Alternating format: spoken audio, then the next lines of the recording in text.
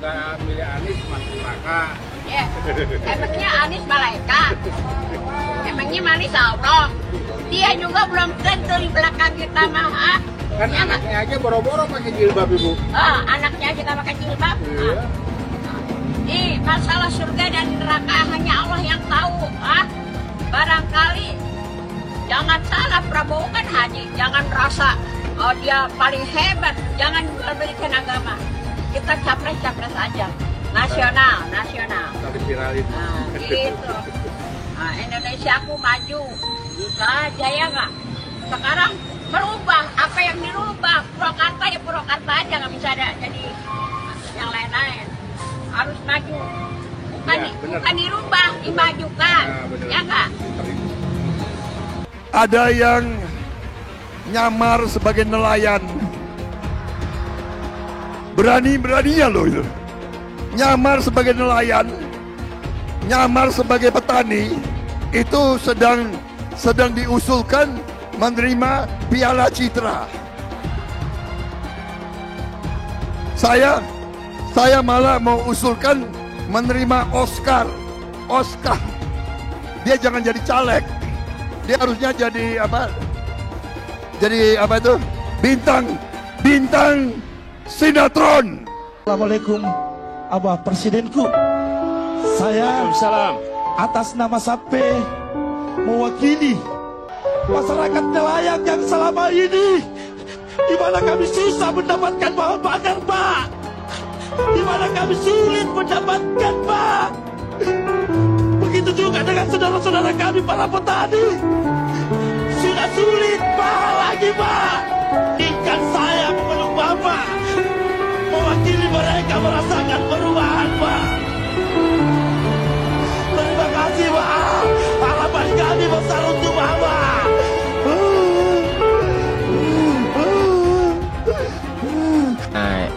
Ini parah nih.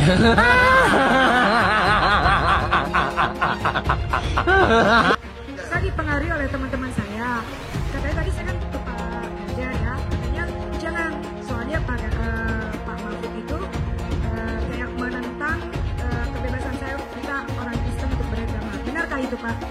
Apalagi nanti kalau sampai gabung dengan Pak Anies. Dah, itu aja. Saya mau tegaskan di sini, partai PDIP itu partai ideologi. Maka Ibu Mega suka bilang, kenapa kita nggak dukung Anies misalnya? Karena dia dari pengalaman, belum pengalaman birokrasi. Lalu Anda kan saya bilang, menyerang Pak Mahfud. Ma'ruf Amin masih mengeluarkan fatwa MUI bahwa saya masuk penjara. Mahfud nggak pernah. Kok Anda tidak fair, saya bilang. Ketika Jokowi berpasangan dengan Ma'ruf Amin, kenapa kalian pilih Jokowi? Iya kan? Kan sekarang alasannya mau pilih 02 kenapa? Karena meneruskan Jokowi kan? Nah terus Jokowi dulu sama Ma'ruf Amin lo pilih. Kok sekarang Ganjar sama Mahfud? Mahfud ini udah terkenal jujur. Ini rumahnya sederhana, pernah jadi DPR, bupati, karena jadi menteri. Ini orang jujur. Dan dia juga bukan orang yang rasis. Dia nggak pernah keluarin fatwa untuk menghukum saya, juga nggak pernah. Betul kan? Nah kok kenapa tiba-tiba dibalikkan? Seolah-olah karena ada Mahfud jangan pilih Ganjar. Waduh, kok dulu nggak pernah ngomong? Kalau ngomong gitu pakai teori yang sama. Harusnya lo bilang jangan pilih Jokowi dong, karena ada Ma'ruf Amin. Atau jangan pilih Jokowi karena ada Yusuf Kala.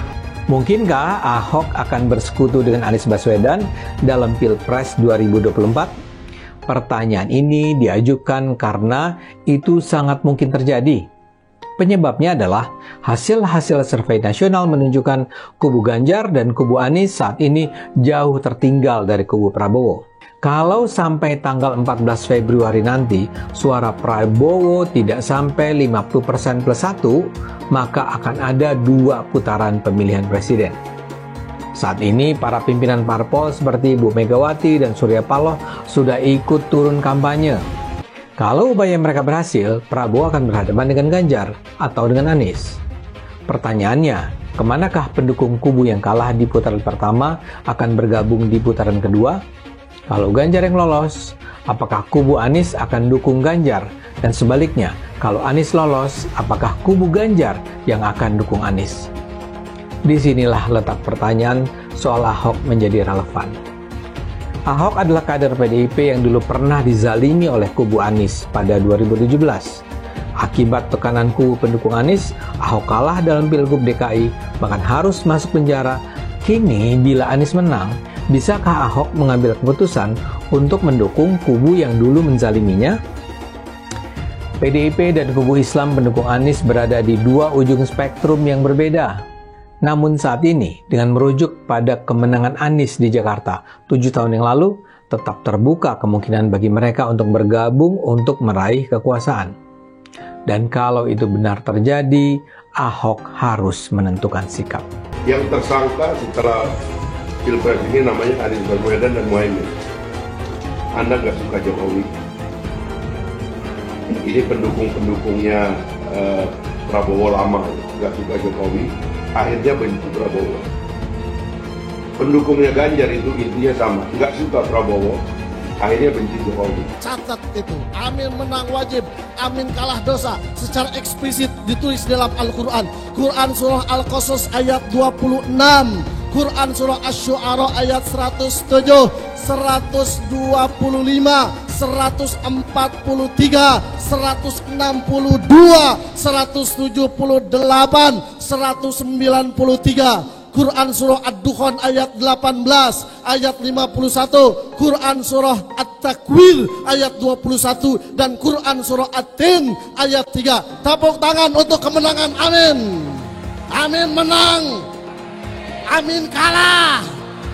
Catat itu, amin menang wajib, amin kalah dosa. Kata amin disebut 14 kali di dalam Al-Quran, terdapat di dalam 8 surah. Insya Allah ini menjadi isyarat bahwa pada tanggal 14 Februari 2024 Bapak Anies akan menjadi presiden yang ke-8 dan Pak Muhaimin akan menjadi wakil presiden yang ke-14. Tepuk tangan.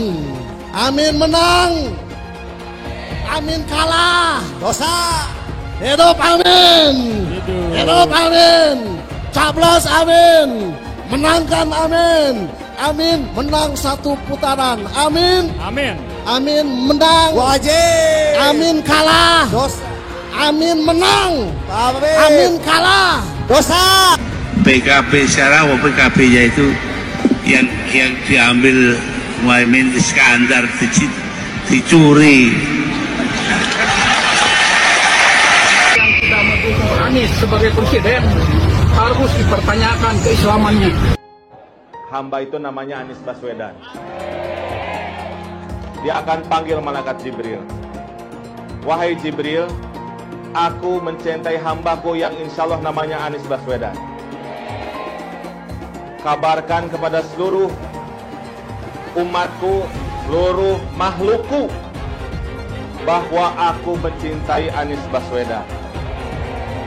Maka Jibril akan mengatakan kepada seluruh makhluk di langit, seluruh makhluk di bumi, cintailah Anies Baswedan. Maka insya Allah makhluk di langit dan makhluk di bumi semuanya akan mencintai Anies Baswedan dan mendoakan pada 14 Februari insya Allah Anies Baswedan Presiden Republik Indonesia. Siap Bekasi memenangkan Anies Baswedan 80%? Siap menang 1 putaran? Saya pengen sebenarnya mengundang Muhaimin itu berkunjung kan ke WDB, ke Morowali untuk lihat sendiri, seeing is believing, daripada Anda berbohong kepada publik yang menurut satu karakter yang nggak bagus untuk mencapai sesuatu posisi. Anda membohongi publik dengan memberikan informasi seperti tadi. Jangan kita juga munafik, jangan kita juga membohongi publik kita dengan menyebarkan berita-berita palsu. Apalagi Anda mau calon pemimpin. Karakter itu menurut saya nomor 1, bukan soal pintar. Jadi saya pikir Anda yang akan jadi calon pemimpin Republik ini, kalau berani mencalonkan diri, elok Anda itu memberikan tauladan. Jangan bicara seenaknya aja, memberikan kabar-kabar bohong. Jadi kalau saya bantah gini kan jadi tidak enak. bahwa Anda bohong. Sekali lagi, rakyat Indonesia, pilihlah pemimpin yang berkarakter. Saya ulangi, pilihlah pemimpin yang berkarakter, jangan pemimpin yang kelihatan pintar saja, tapi tidak memiliki karakter yang baik. Terima kasih. Sekarang saya mau tanya juga, Gus Muhaimin adalah Ketua Umum Partai Kebangkitan Bangsa PKB, adalah bagian dari pemerintahan saat ini. Apakah etis Gus Muhaimin mengkritik pemerintahan saat ini, masih menjadi bagian dari pemerintahan saat ini, tetapi masih menjadi bagian dan mengkritik menjadi cawapres? Saya mau tanya lagi, Pak Tom Lembong. Pak Tom Lembong ketika itu adalah menterinya Pak Jokowi. Sekarang menyerang Pak Jokowi, mengatakan, bicara soal contekan segala macam. Apakah itu etis? Pak Anies dalam debat pertama dan debat ketiga. Pak Anies ketika diberhentikan oleh Presiden Jokowi sebagai menteri, yang menolong, yang mensupport, yang menjadikan Pak Anies Gubernur DKI Jakarta, namanya Bapak Prabowo Subianto, Ketua Umum Partai Gerindra. Pak Anies menyerang, membabi buta Pak Prabowo dalam debat pertama dan debat ketiga. Orang yang menolong beliau, apakah itu etis? Saya sekarang tanyakan kembali, silahkan publik menilai kalau kita mau bicara santun-santunan. Kita semua menyaksikan Pak Anies dalam 2 debat sangat agresif melakukan serangan ke Pak Prabowo dengan berbagai cara, mulai dari kebohongan sampai fitnah. Pokoknya Pak Anies itu totalitas banget untuk menjatuhkan nama Pak Prabowo di depan seluruh masyarakat Indonesia. Dalam debat itu ada banyak kebohongan dan fitnah dari apa yang disampaikan oleh Pak Anies. Kita semua udah tahu itu. Tapi yang buat saya heran adalah mengapa Pak Anies bisa ya terpikir untuk menggunakan cara-cara kotor kayak gitu. Kalau Pak Anies dari awal sudah tahu bahwa Pak Prabowo seburuk yang selalu Pak Anies gambarkan, kenapa juga Pak Anies minta tolong dan dukungan ke orang yang hari ini Pak Anies selalu jatuhkan? Saya jadi berpikir, mungkin buat seorang Anies Baswedan, baik dan buruk itu hanya soal kepentingan aja. Pas di debat juga saya mati-matian buat ngambil perhatian masyarakat. Ya tetap aja, tapi datamu itu ngawur. Bilang angin nggak punya KTP segala. Saya yang malu. Haduh, Nies. Itu saya berusaha kalem aja Pak buat ngeles. Kesalahan masa lalu kamu itu kebanyakan sih. Saya juga merasa dibohongin nih sama si Mimin. Di awal, dia janjiin banyak banget hal.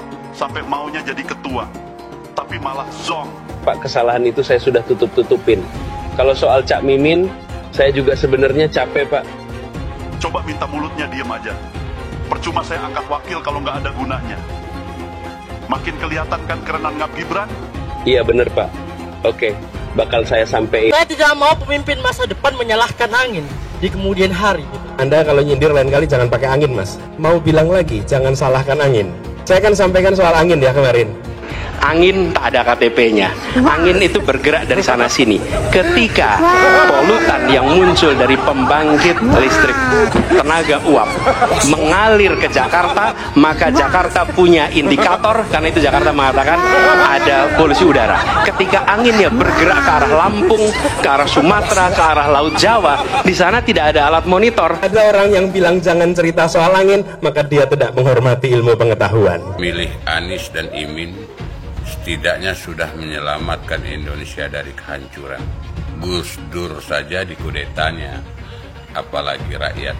Yang satu memang jago kata-kata, jago beretorika, nggak kelawan kalau soal kata-kata. Di sisi lain, kita sama-sama melihat yang sudah ditulis pakai tangan dia sendiri, pakai hati dia sendiri, lagi dia ingkari, apalagi hanya mengandalkan kata-kata dan janji. Pun demikian dengan janji Cak Ponimin. Gus Muhaimin memberikan program, siapapun yang hamil yang ada di muka bumi Indonesia ini akan diberikan tunjangan selama hamil. Karena itu yang masih jomblo, secepatnya nikah, hamil, dibiayai kehamilannya oleh Gus Muhaimin. Akan mendapatkan subsidi, akan mendapatkan tunjangan rata-rata 6 juta selama kehamilan. Gus Muhaimin dan PKB menang. Semua yang punya sepeda motor, BBM-nya kita subsidi gratis tanpa biaya. Siapa yang di sini punya sepeda motor? Tahun 2024 PKB menang, Gus Muhaimin presiden, disubsidi serendah-rendahnya harga subsidi BBM. Kalau PKB sekarang bukan PKB Gus Dur, ini PKB Caimin. Jadi beda, PKB-nya sudah beda. Jadi nggak bisa lagi menurut saya, memang masih tetap jualan nama Gus Dur, itu ada larangannya jelas sekali. Tapi ya namanya orang masih mencuri-curi, kebiasaan kayaknya mencuri-curi. Mencuri partai, sekarang mencuri gambar. Gus Dur pendiri partai, orang yang dikatakan oleh Caimin sebagai guru politiknya, malah dikudeta, apalagi rakyat. Susah kan mau milih pemimpin seperti itu nanti? Pak Prabowo hari ini adalah calon presiden dari Partai Gerindra. Saya sampaikan berkali-kali bahwa saya tidak ingin menjegal, saya tidak mau menjadi orang yang dibawa untuk berhadapan dengan Pak Prabowo dan menghentikan Pak Prabowo. Saya tidak mau. Dan saya katakan itu kepada siapapun yang datang kepada saya untuk berbicara tentang calon presiden. Yang nanti anak saya dan anak-anak saya akan ingat itu. Nah, saya tidak mau mengkhianati, menikam pada orang yang dulu sudah bekerja, membantu, dan berjuang bersama. Jangan sampai Indonesia jatuh ke tangan pembohong.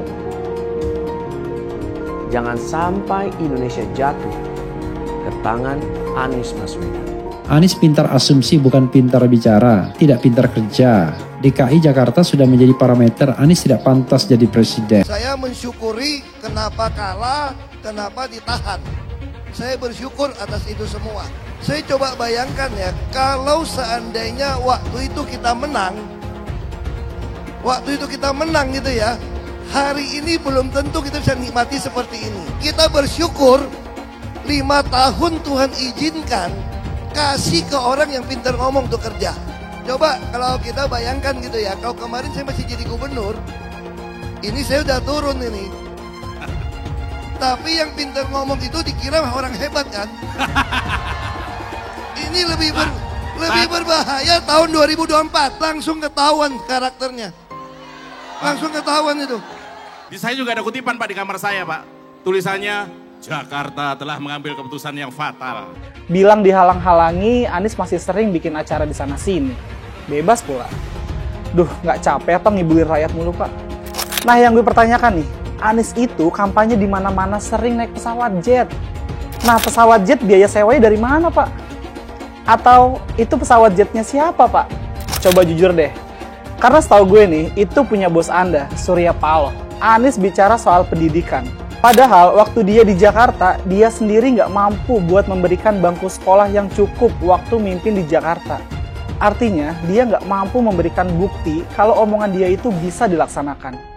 Anies bilang, setiap jabatan harus diisi sama orang-orang yang kompeten. Lah, faktanya di Jakarta, beberapa jabatan diisi sama orang-orang dekatnya dia. Nggak kompeten pula. Terus TGUPP, itu yang jumlahnya seabrek-abrek, fungsinya buat apa, Pak? Kok Jakarta makin berantakan sih? Sekali lagi, Anies nggak bisa membuktikan omongannya. Anies bilang dia akan membuka lapangan kerja. Yang dulu janjinya 200.000 lapangan kerja, ternyata cuma omong kosong, alias cuma janji palsu. Soal pembangunan yang berkelanjutan. Dia bilang di Jakarta dia udah meneruskan yang udah baik. Lu jangan percaya ya, itu ngibul. Faktanya nggak seperti itu loh. Belum lagi nih, program penanggulangan banjir. Jadi di daerah Jakarta itu ada daerah yang sebelumnya udah bebas banjir. Pas Anies mimpin, kok bisa-bisanya daerah itu banjir lagi? Gimana nggak banjir kalau kalinya udah nggak pernah dikeruk sama dibersihin, Pak? Kalau soal Jakarta, gue bisa bicara banyak deh. Jadi gue saksi bobroknya kepemimpinan Anies di Jakarta. Dan gue bisa pastiin, omongan manisnya Anies soal apa yang dia lakukan waktu mimpin Jakarta itu banyak nibulnya. PKI yang kita harapkan, Anies Baswedan yang begitu jelas Islamnya. 4 tahun 8 bulan jadi gubernur. Mana peraturan pergub saja yang melarang miras? Mana perda Islam apalagi? Yang akhirnya tidak berani juga menegakkan hukum Islam. Banjir tetap banjir, macet tetap macet. Kriminalitas Jakarta, Anda tahu, 2 menit sekali terjadi pencurian. Sekarang orang sedang euforia, dia mau dicapreskan. Bagaimana umat terjebak lagi, bodoh lagi, masuk lagi. Kalau misalnya memang Anies itu mau maju dan dia tekad mau menegakkan hukum Islam dan menyatakan perlawanan, saya penuh. Tapi dia tidak lakukan itu. Bapak politik identitas Indonesia Anies Baswedan, Bapak intoleransi Indonesia Anies Baswedan. Jangan lupakan, jangan terlena, jangan sampai dia pecahkan kita dengan dagangan ayat dan mayatnya. Air itu turun dari langit, turunnya ke atap rumah langsung sumur bor, bukan ke sungai dan ke laut. Jangan hanya konsentrasi pada pembangunan benda-benda mati yang indah difoto dan bisa ditunjukkan dalam 5 tahun hasilnya. Kalau kita mau menilai sebuah janji, maka lihat janjinya, lalu lihat kenyataannya. Dulu janjinya apa ya? Dan ini aneh, betul-betul aneh. Ini bukan kampanye, tapi saya sampaikan sini. Di satu sisi menyiapkan jalur-jalur air untuk dikirim ke laut, di sisi lain di lautnya dipasang dengan pulau reklamasi, tinggal tunggu waktu jadi rob, air balik. Dan ini melawan sunatullah. Kenapa? Air itu turun dari langit ke bumi, bukan ke laut. Harusnya dimasukkan ke dalam bumi, masukkan tanah. Di seluruh dunia air jatuh itu dimasukkan ke tanah, bukan dialirkan pakai gorong-gorong raksasa ke laut. Jakarta telah mengambil keputusan yang fatal. Bukan banjir, itu memang parkir air. Bukan banjir, itu memang parkir air. Masyarakat berkeliling dengan membawa toa untuk memberitahu semuanya, termasuk sirine. Ibon 82 miliar. Apa alat transportasi yang dimiliki oleh hampir setiap orang? Alat transportasi yang dimiliki semua orang adalah kaki. Kalau seandainya orang Jakarta percaya Pak Anies jadi gubernur pun, saya berani jamin kok dia akan lakukan normalisasi yang sama seperti saya lakukan kok. Gak usah bohong lah. Ketika air sampai di muara, maka siap untuk dipompa ke laut. Pancasila Soekarno, ketuhanan ada di pantai. Anak Tuhan dari mana? Kalau Yesus anak Tuhan, bidangnya siapa? Besok di seluruh wilayah Indonesia kami katakan damai. Iblis hanya menggoda orang yang beriman. Makanya jarang-jarang orang kafir kerasukan setan. Yang kerasukan setan itu orang baik-baik. Jarang, saya belum pernah nengok Cina kerasukan setan. Pernah tak Ahok itu kerasukan setan? Enggak, setannya juga pernah. Karena sesama setan dilarang saling menggoda. Karena di salib itu ada jin kafir. Haleluya. Kepalanya ke kiri apa ke kanan?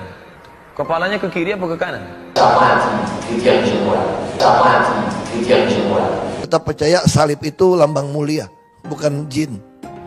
Kok ketawa? Aku nggak nyindir siapa-siapa loh. Saya nggak pernah mundur untuk kebenaran, keadilan, kejujuran dan peri kemanusiaan. Gue nggak pernah mundur.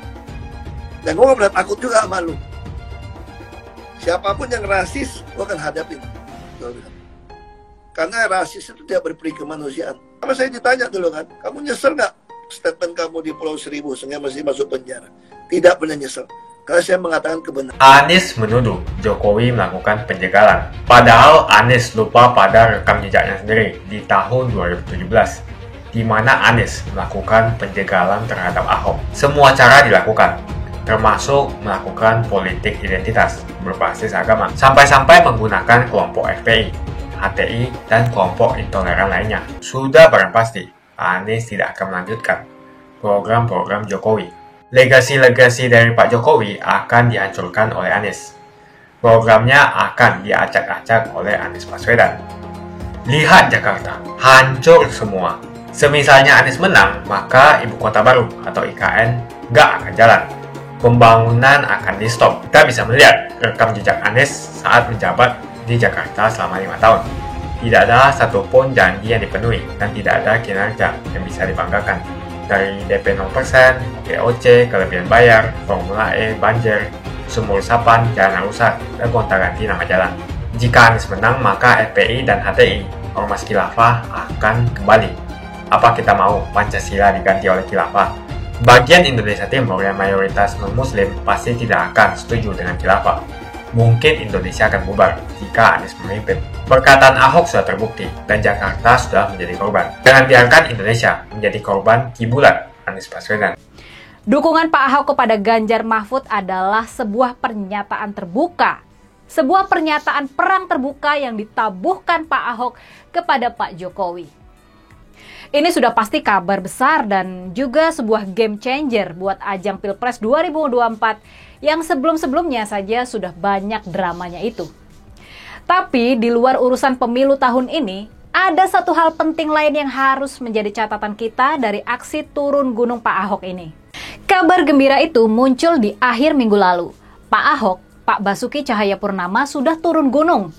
Dia mengundurkan diri dari posisinya sebagai komisaris utama Pertamina, meninggalkan pemasukan dan sumber uang yang berlimpah, dan memilih untuk berkampanye. Dia memilih untuk berjuang bersama Mas Ganjar dan Prof. Mahfud. Pak Ahok rela dan berani meninggalkan semua kenikmatan duniawi yang disediakan oleh Pak Jokowi tersebut untuk kembali kepada jati dirinya yang asli, yakni sebagai seorang pejuang. Pak Ahok nggak mau lagi berada di bawah ketiak Pak Jokowi. Pak Ahok ingin bebas dan menjadi tokoh besar yang memang layak buat disandangnya. Pak Ahok berani keluar dari sangkar emas yang diciptakan oleh Pak Jokowi untuk mengurungnya. Sangkar emas komisaris utama Pertamina dengan remunerasi yang berlimpah. Pak Ahok sekarang satu barisan dengan Mas Ganjar dan Prof. Mahfud. Dua tokoh politik yang sama-sama tidak silau akan harta dan sanggup hidup sederhana. Mereka dan keluarga mereka sanggup hidup sederhana hingga sekarang, setelah puluhan tahun bekerja dan berada di jabatan publik. Dan sekarang Pak Ahok bertemu dengan tokoh-tokoh yang sama-sama bersih, sama-sama nggak bisa diatur, yang sama-sama idealisnya dalam memperjuangkan keadilan, memajukan bangsa dan mensejahterakan rakyat Indonesia. Mas Ganjar, Prof. Mahfud, dan sekarang ditambah dengan Pak Ahok, mereka adalah tokoh-tokoh teladan yang sanggup bilang tidak kepada oligarki. Mas Ganjar, Prof. Mahfud, dan Pak Ahok adalah tokoh-tokoh yang bukan petugas oligarki. Mereka bukan boneka oligarki para konglomerat yang menguasai sepertiga perekonomian Indonesia. Menurut Pak Ahok, ada alasan khusus kenapa dia harus segera menikah setelah keluar dari penjara di awal tahun 2019, di awal tahun Pilpres 2019. Pak Ahok harus ditemani oleh seorang istri selama berada di pengasingannya di luar negeri. Jadi boleh dikata, Pak Ahok adalah sosok yang membahayakan Pak Jokowi. Rupanya nih, Pak Ahok diminta untuk pergi ke luar negeri selama berbulan-bulan, selama proses Pilpres tahun 2019. Sosok Pak Ahok dianggap membahayakan elektabilitas Presiden Jokowi. Makanya supaya tidak menimbulkan kontroversi, Pak Ahok diminta untuk berbulan-bulan berada di luar Indonesia. Dan makanya karena itulah, karena ibunya nggak bisa menemani Pak Ahok di luar negeri dalam kurun waktu berbulan-bulan, maka dia harus segera menikah. Makanya Pak Jokowi perlu membuatkan sangkar emas buat Pak Ahok, supaya Pak Ahok nggak masuk lagi ke arena politik nasional dan membuat gaduh. Sangkar emas PT Pertamina itulah yang sekarang ditinggalkan oleh Pak Ahok untuk merebut kembali jati dirinya sebagai manusia yang bebas. Setelah Pak Jokowi memenangkan Pilpres di tahun 2019, sangkar emas untuk mengurung Pak Ahok tersebut adalah jabatan sebagai komisaris utama PT Pertamina, BUMN terkaya di negara kita. Akibat tekanan massa di tahun 2017, Pak Ahok akhirnya dijebloskan ke penjara dengan tuduhan telah menista agama. Padahal kalau saja Pak Ahok ini mendapatkan pengadilan yang fair, yang objektif, Pak Ahok pasti bisa bebas dari tuduhan yang mengada-ngada tersebut. Tapi Pak Ahok tidak mendapatkan pengadilan yang fair. Dia dijebloskan ke penjara dan bahkan setelah itu dia ditekan agar tidak mengajukan banding, agar kasusnya segera mereda dan dia bisa tetap berada di dalam penjara. Yang menarik, nah ini ada yang menarik. Ada yang lebih menarik dibandingkan yang barusan itu. Tampaknya dalam meredam efek Ahok yang berbahaya, Pak Jokowi tampaknya tidak cuma menyediakan kurungan emas. Tapi tampaknya dari kisah-kisah yang sekarang mulai muncul, tampaknya Pak Jokowi juga pernah memasukkan Pak Ahok ke dalam kurungan yang sebenarnya. Memasukkannya ke dalam penjara. Supaya Pak Jokowi dan kroni-kroninya bisa tetap berkuasa selama 5 tahun lagi. Pak Ahok sudah dikorbankan oleh Pak Jokowi. Pak Ahok sudah dikorbankan oleh kroni-kroni dari Pak Jokowi. Nah, makanya lepasnya Pak Ahok dari sangkar emasnya di PT Pertamina sudah pasti membuat Pak Jokowi dan para anak buahnya kalang kabut. Sebab mulai terkuaklah semua kebenaran di seputar tahun 2017 tersebut, di sekitar peristiwa pemenjaraan Ahok. Untuk kepentingan elektoral Pak Jokowi menjelang Pilpres di tahun 2019, Pak Ahok harus dikorbankan, dimasukkan ke dalam kesunyian penjara. Memang sungguh tidak mungkin Pak Ahok dimasukkan ke penjara tanpa restu dari Presiden Jokowi. Sungguh tidak mungkin kalau Pak Ahok dimasukkan ke penjara kalau bukan untuk menyelamatkan elektabilitas dari Pak Jokowi. Buat yang belum menyadarinya, lepasnya Pak Ahok dari sangkar emas Pak Jokowi benar-benar sebuah peristiwa besar. Sebuah peristiwa bersejarah. Sebuah kisah drama yang tiada duanya. Sebab ini adalah peristiwa bebasnya Pak Ahok dari cengkeraman Pak Jokowi yang sangat berkuasa itu. Pak Jokowi mulai nggak bisa mengendalikan permainan lagi. Sementara itu, sosok Ibu Megawati, sosok ketua umum partai yang terus dihantam dan didiskreditkan oleh kubu Pak Jokowi, dia malah bisa melenggang santai, berjoget bersama grup band legendaris Slank, dan semakin mendapatkan apresiasi publik. Dulu Pak Jokowi pernah berkata kalau Pilpres 2024 bakal banyak dramanya. Mungkin waktu mengatakan itu Pak Jokowi masih sangat percaya diri kalau dia ini bakal mengendalikan semua drama tersebut. Tapi ternyata, nyatanya dalam kurun waktu hanya 1 bulan menjelang pemungutan suara 14 Februari 2024, ternyata Pak Jokowi lah yang dibuat terkaget-kaget atas semua drama yang terjadi. Saya mau nanya, coba sebutkan, apa sih yang membuat kalian senang terhadap Anies? Apa sih kelebihannya? Apa sih yang sudah dilakukan sesuai dengan janjinya? Saya yakin kalian tidak bisa menjawab ini. Tolong tuliskan satu saja kelebihan Anies Baswedan di kolom komentar. Jokowi takut legasinya dirusak Anies Baswedan. Lihat Jakarta, hancur semua. Publik menyoroti sejumlah gerakan yang dilakukan oleh Joko Widodo alias Jokowi di Indonesia. Hal tersebut merupakan respon yang cukup wajar. Hal tersebut karena adanya ketakutan dalam Jokowi. Presiden menurutnya di tengah kelimpungan dengan adanya kemungkinan bahwa kemenangan yang diraih oleh Anies Baswedan. Hal tersebut dapat berujung pada hancurnya sejumlah program dari Jokowi. Hal tersebut jelas terjadi karena penerus kekuasaan kepala negara bukan dari kelompok Pak Jokowi. Lihat saja misalnya di Jakarta. Anies menghancurkan semuanya. Legasi-legasi dari Pak Jokowi akan dihancurkan oleh Anies. Programnya akan diacak-acak oleh Anies Baswedan. Wajar-wajar saja jika Jokowi dalam pusaran ketakutan ketika masa kekuasaan berakhir di tahun 2024. Sudah barang pasti Anies tidak akan melanjutkan program-program Jokowi. Semisalnya Anies menang, maka Ibu Kota Baru atau IKN nggak akan jalan. Pembangunan akan di-stop. Legasi-legasi Jokowi akan hancur. Anies menuduh Jokowi melakukan penjagalan. Padahal Anies lupa pada rekam jejaknya sendiri di tahun 2017, di mana Anies melakukan penjagalan terhadap Ahok. Semua cara dilakukan, termasuk melakukan politik identitas berbasis agama, sampai-sampai menggunakan kelompok FPI, HTI, dan kelompok intoleran lainnya. Anies Baswedan sampai nekat berkoalisi dengan ormas preman berjubah agama. Di tahun 2024, Anies Baswedan akan kembali menggunakan strategi di tahun 2017. Kelakuan-kelakuan relawan Anies yang menjalankan strategi ini masih pakai pola yang lama. Pola yang lama berupa membangun opini negatif terhadap pemerintah dan Komisi Pemilihan Umum. Curangan Anies lainnya adalah melakukan kampanye sebelum waktunya, di mana dia mengganti namanya menjadi headstart untuk membingungkan publik. Atau kecurangan Anies Baswedan yang menggunakan jet pribadi saat kampanye di mana-mana. Berapa kecurangan dari biaya kampanye yang menggunakan jet pribadi?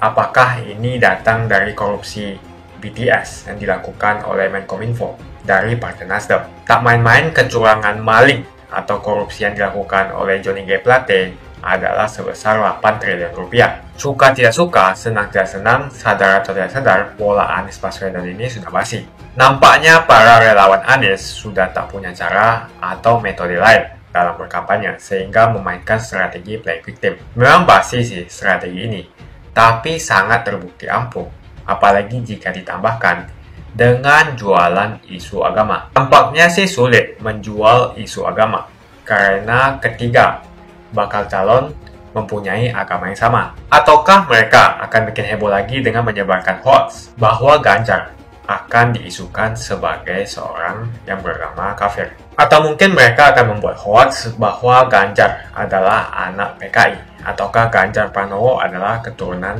non-muslim? Kita bisa melihat rekam jejak Anies saat menjabat di Jakarta selama 5 tahun. Tidak ada satupun janji yang dipenuhi dan tidak ada kinerja yang bisa dibanggakan.